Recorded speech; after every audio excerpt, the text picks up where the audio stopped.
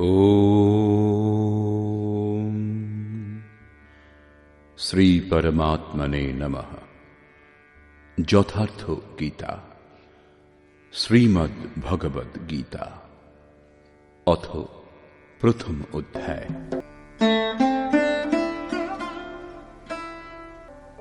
ধর্মক্ষেত্রে কুরুক্ষেত্রে সমবেতা युयुत्सवः मामकाः पाण्डवाश्चैव किमकुर्वत সঞ্জয়।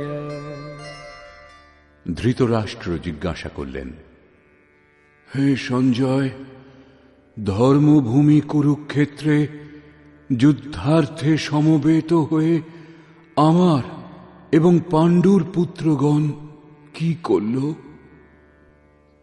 অজ্ঞানরূপ ধৃতরাষ্ট্র এবং সংযমরূপ সঞ্জয়। অজ্ঞান মনের অন্তরালে থাকে।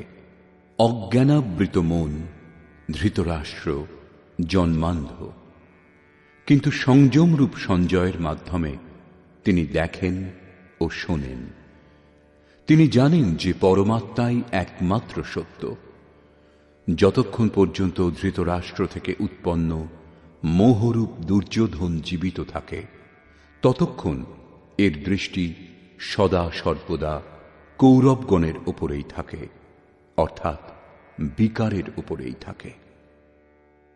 শরীর একটি ক্ষেত্র।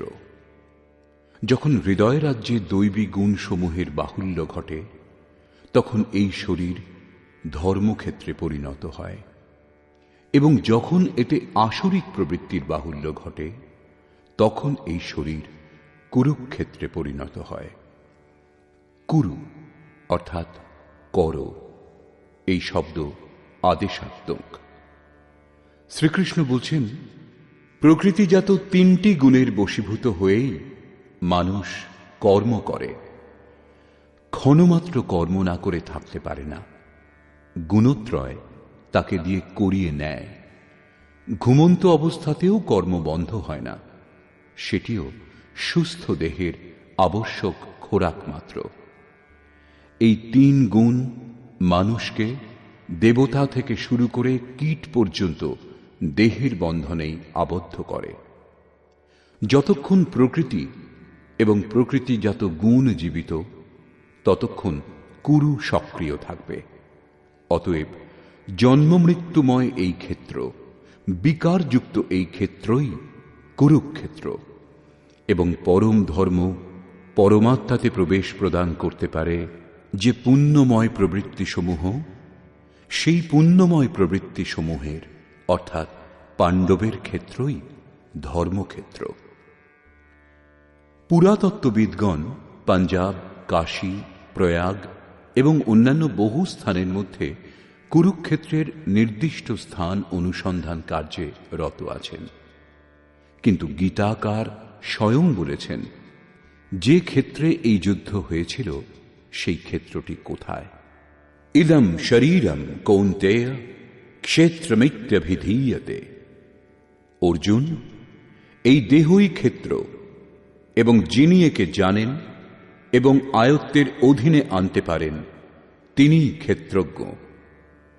এরপর তিনি ক্ষেত্রের বিস্তার সম্বন্ধে বললেন, যাতে 10টি ইন্দ্রিয়, মন, বুদ্ধি, অহংকার, 5টি বিকার এবং 3টি গুণের বর্ণনা আছে।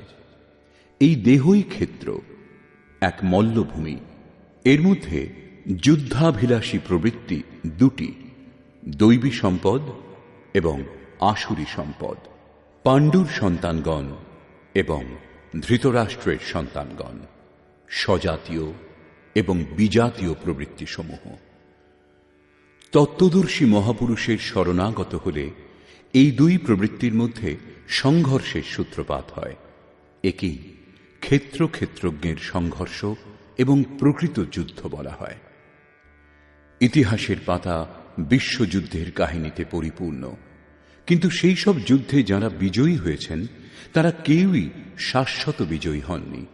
এর মধ্যে প্রতিহিংসা ছিল।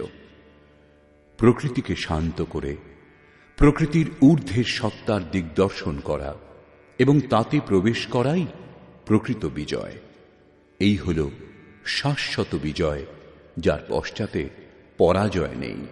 একেই বলে মুক্তি, যার পর জন্ম মৃত্যুর বন্ধন নেই।